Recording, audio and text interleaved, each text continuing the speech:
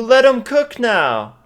Alright, I see you. Well, let them cook. I'm gonna show y'all how to make this real quick. Alright guys, welcome back. This is day 7 of Noob to Pro on Blender. Today I was thinking of just kind of finishing out the furniture, household items sort of deal for that. That's kind of what I've been limiting myself to, just to keep it a little simple geometry. Kind of just like reinforce those muscles I've been working out for the past few days. And so today I learned something. I'm trying to learn something at least every day, or trying to find. Excuse me. I'm trying to find something that adds to the video or adds some sort of value. All right. So here's the tip and trick for today.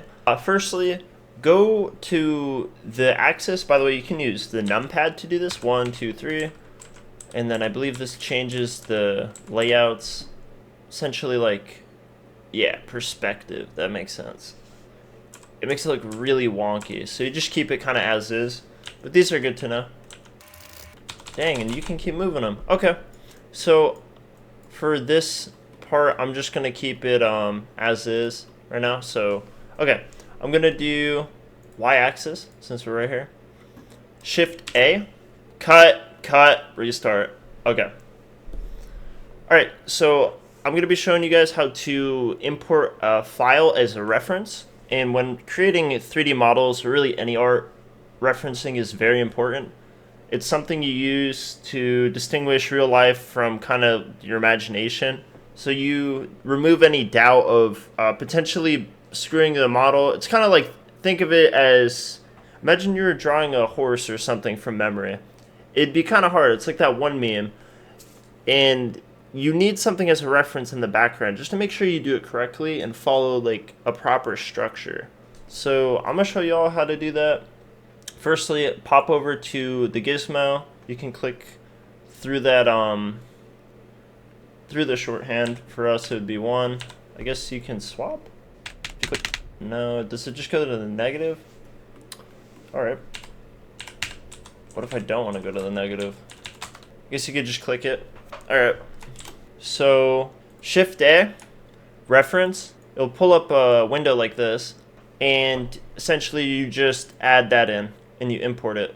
Okay, now you have your reference. Easy enough.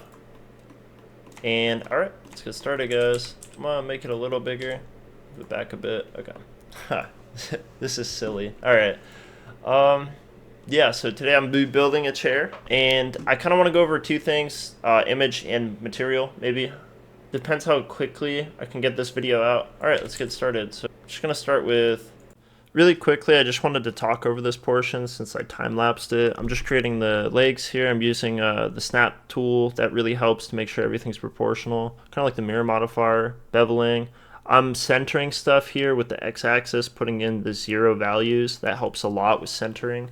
So it's an easy tool. I just want to make sure everything's aligned so I don't have to guess. Made the backrest here. I'm editing it, so I wanted to add a natural lean to the chair here, so I did that. Okay, I'm beveling again, and okay, it looks like I'm almost done here, and then made it more proportional. So that works. So real quick, I'm just gonna go over just materials and how to kind of like change it, or just basic coloring. Alright, we're back. So I just had to educate myself a little bit on how to do this process. So if you want to add materials, colors, or textures even, there's a whole really cool rabbit hole you can jump down. You can use a lot of really good programs and add-ons. Like for example, Blender Kit or Polyhaven is another one. That's like the website version. So I'll be showing how to do that real quick. So I want to make this pretty interesting. So I already have it open here, but essentially it's this drop menu here, and you go down to materials. You already click on it. You should have the group open, so you should have everything like joined together. And click on this, click on the cube, add a material, and then now you have a material, so you can change the color. But that's interesting. You don't actually. That's another good thing I want to add. So you can actually, if you have a reference model, you can eyedrop it, so you can pick up the color. It's not gonna be accurate just because of like the shadows and stuff. So like if I do it right here, it's gonna be really dark. But just do a general side of it. So I'll do like the middle. Probably a good one. That might be a little bright, but that's okay. So just do that for now, and you could change it. You have the hex value here. You can change it to anything. You have that little circle you can click on. So you do that. That's there. But you're like, huh, that's weird. I don't see it. Well, the reason you don't see it is you're not in material preview. Oh, okay. And rendering is a whole nother thing. So this is where this really comes into play. This is when you're modeling. This is like also modeling if you need to click on inside faces. But the material preview is very important. So from here, you can change it to a lot of stuff. And as you see, there's actually like shadows and stuff with it. It's pretty sick. So we're going to do that. Keep the metallic down. You see this? It turns into like a shiny car.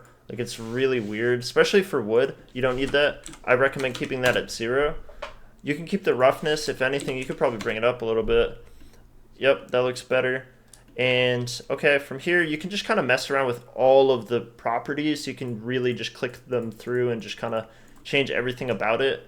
But I guess the biggest thing I kind of want to show is how do you add like a material?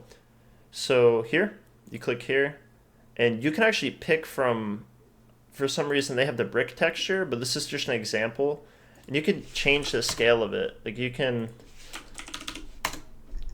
yeah, you can go nuts with it. You can mortar size. This is all going to war with this stuff, man. There's so much going on here. Like this is a whole video right here you can do on this stuff. But I just want to show really quick. That's how you just add basic color. That's how you see it. In order to add texture, you click on this, and let's see here. Hold on.